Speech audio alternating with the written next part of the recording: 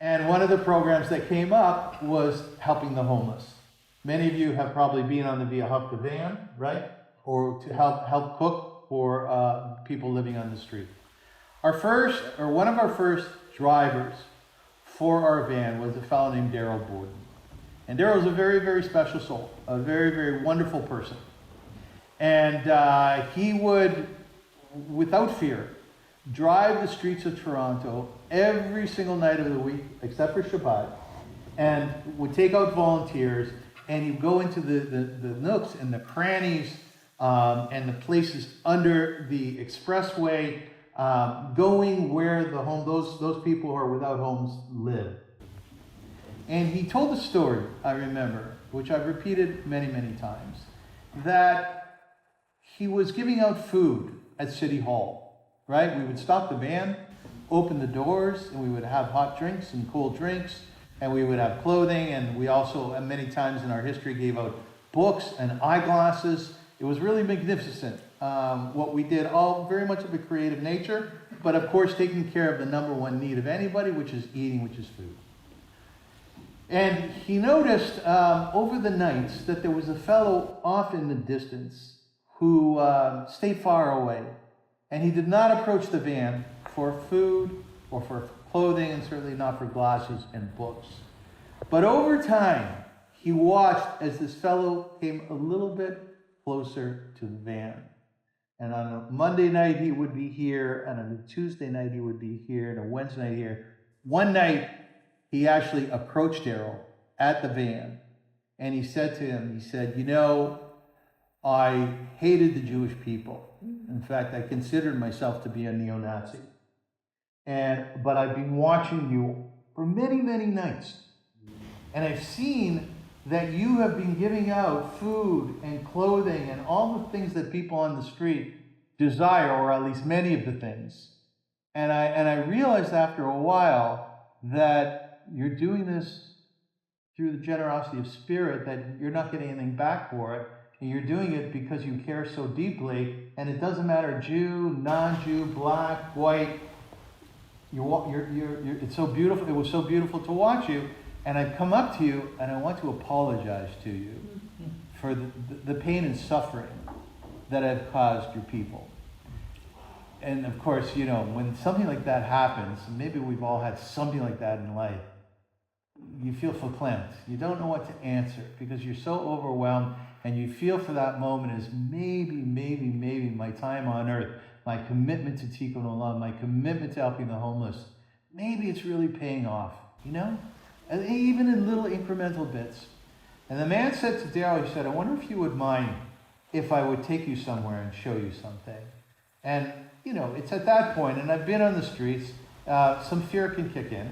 But like I said, Daryl's a very courageous man, still is. And he said, okay.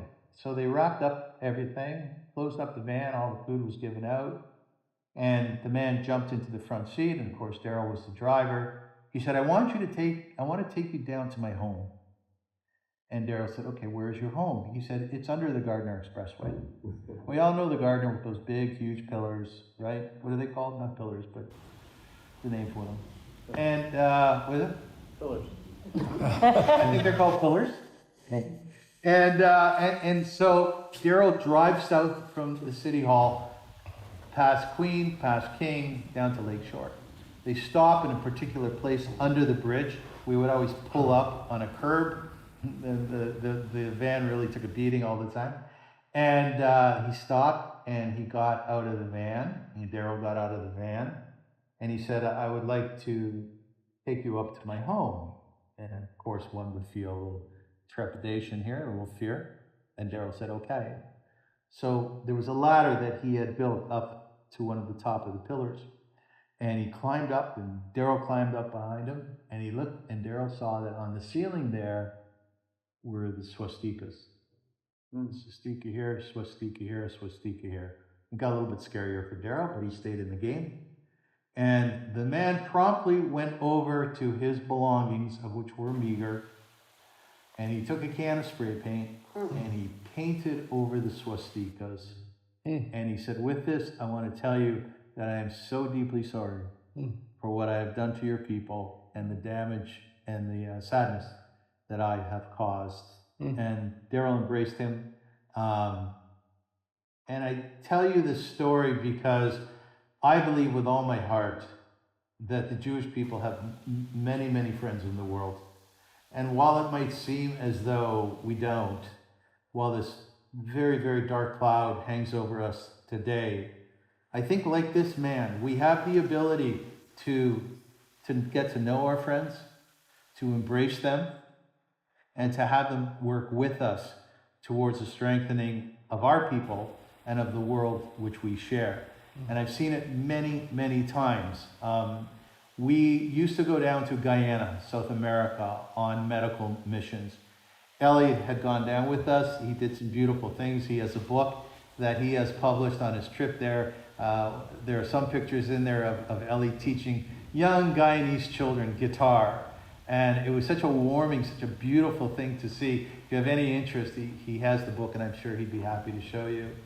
And I remember that when we were down in Guyana with our medical teams, and with pharmaceuticals, sometimes worth $500,000 from Apotex, God bless Honey and Barry and their souls, and Nova Farm, Leslie Dan, we would take down just different types of pharmaceuticals. And there was one situation which stands out in my mind, one of many, of this young man who would be walking around with his sister over his shoulder. He would carry her because she was physically challenged.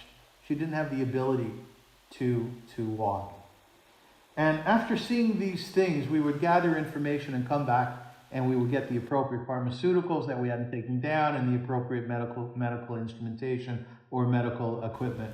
We took down a wheelchair and a walker for this young man, and we handed it to him for his sister. And we watched as she established her own independence through the gift of the Jewish people. And it was so incredibly to watch. If you've ever seen a bird fly free, if you've ever seen a person who has been impaired by one thing or another, we've all seen YouTube videos where a child gets an ocular thing in their ear, and all of a sudden they can hear their mother or their father speak. And you just can't help but being crying, because the idea that something has opened up for that person and give them the freedom that we're all looking for, to walk, to move, to communicate, to be part of a community, it's overwhelming. It's godly. It's absolutely godly. That's another friend that we made. And finally, in conclusion, we used to work with a fellow in Guyana by the name of Shabir Hussein. You know Shabir. Mm-hmm. He's Muslim. And he is very, very high profile in this country that used to be considered the poorest nation in the Western Hemisphere. Shabir went to a mosque for services. And the leader of the mosque got up there and he started maligning the Jewish people and speaking terribly about us. And Shabir stopped him in his tracks. And he said to him, "Excuse me, that is not my experience with the Jewish people. In fact, the Jewish people come down to our country every year, not once, not twice, 3 times. And the work that they do here in order to make our lives better is miraculous. It's beautiful. So I would ask you, please, to stop talking that way." So my message today, which I think it's really important through storytelling, I think a message is a good idea to have as a storyteller, is reassurance.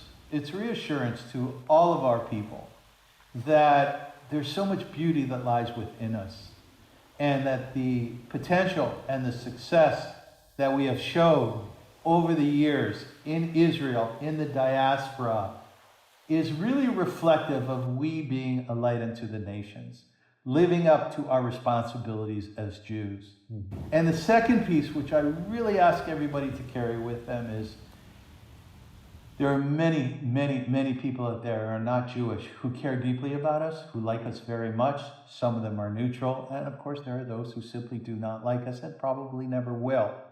But I would suggest so strongly to you, as my parents used to do, God bless their soul, reach out to individuals, because the people who came to live with us were not only Jewish, they were non-Jewish. And my father was an Orthodox man, like an ultra-Orthodox man. And what Shabir Hussein did in terms of actively going up there and stymieing anti-Semitism, right? And what this fellow did up on the bridge of the Gardner Expressway to show us that when we do what we're supposed to do as Jews, which is Tikkun Olam, which is repairing the world, that people respond. And we have it within us. We have the ability, we have the capability of making friends, of embracing them, and ensuring that we have our own safety and security, and that we can actualize ourselves as the people for, God willing, many, many years.